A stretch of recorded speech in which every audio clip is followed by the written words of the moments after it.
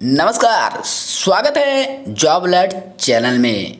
तो आज हम आप लोगों के लिए साइंस के 10 सबसे टॉप क्वेश्चन लेकर आ गए हैं जो सबसे ज़्यादा एग्जाम में पूछा जाने 10 टॉप क्वेश्चन आप लोगों को दिखाएंगे, जिसमें आपको मात्र 6 क्वेश्चनों का ही जवाब देना है। जी हाँ, अगर आपको 10 क्वेश्चन का जवाब आता है तो 10 क्वेश्चन का जवाब दे सकते हैं, लेकिन अगर आपने 6 क्वेश्चन का जवाब दे दिया, 10 में से 6 क्वेश्चन का जवाब दे दिया, तो सच मानिए आपका सिलेक्शन कहीं ना कहीं जरूर हो जाएगा। जी हाँ, क्योंकि आज हम आप लोग को जिस 10 टॉप साइंस के क्वेश्चन से रूबरू कराने जा रहे हैं वो सबसे ज़्यादा एग्जाम में पूछा जाने वाला चैनल है और सबसे मोस्ट और सबसे टॉप क्वेश्चन होने वाले हैं। तो चलिए हम आप लोगों को लेकर चलते हैं इन सारे क्वेश्चनों की ओर। अगर आपको वीडियो पसंद आए तो वीडियो को एक लाइक कर देना, चैनल पर नए हो तो चैनल को सब्सक्राइब कर लेना। तो आप लोगों के सामने पहला क्वेश्चन है, 1 नैनो सेकंड बराबर कितना होता है। आपके पास 5 सेकंड का समय है, आप 5 सेकंड में जवाब दे दीजिए। तो आपका समय समाप्त होता है। अगर आपने ऑप्शन डी चॉइस किया है तो आपका उत्तर बिल्कुल भी सही है। जी हाँ, 1 नैनो सेकंड बराबर होता है 10⁻⁻⁹ सेकेंड। दूसरा क्वेश्चन है, वेग परिवर्तन की दर को कहते हैं। आप लोगों के सामने 5 सेकंड का समय है। तो आपका समय अब समाप्त होता है। अगर आपने ऑप्शन नंबर बी चॉइस किया है तो आपका उत्तर बिल्कुल भी सही है।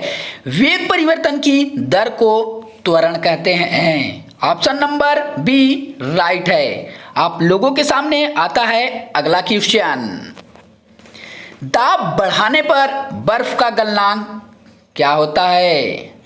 तो आप लोगों के सामने आपको मिलता है 5 सेकंड का समय। तो अब आपका समय समाप्त होता है। अगर आपने ऑप्शन नंबर ए चुना है तो आपका आंसर राइट है। दाब बढ़ाने पर बर्फ का गलनांक जो है घट जाता है। ए सही है। आपके सामने आता है अगला क्वेश्चन, ध्वनि का वेग सर्वाधिक होता है। तो आप लोगों के सामने आपको मिलते हैं 5 सेकंड का समय।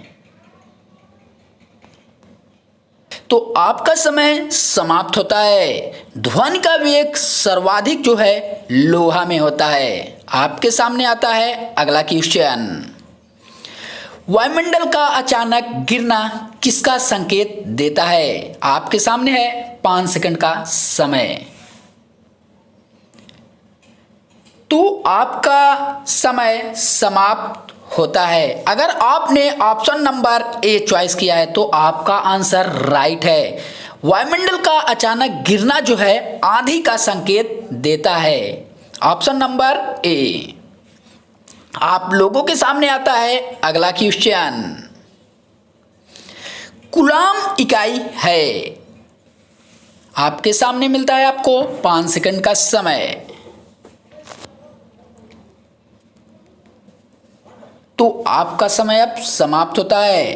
कूलाम की इकाई जो होता है वो विद्युत आवेश की होती है। अगर आपने ऑप्शन नंबर सी चुना है तो आपका आंसर राइट है। ऑप्शन नंबर सी, कूलाम की इकाई क्या है, विद्युत आवेश की।